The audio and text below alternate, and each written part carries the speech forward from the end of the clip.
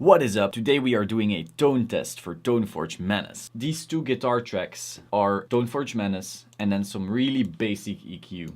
I just notched out 3.9 and 5.1 because they were really eerie, and high pass, low pass, and that's it. It's actually the stock preset, apart from the fact that I also activated the limiter. Now the guitars themselves are actually programmed MIDI, the Odin by Solemn.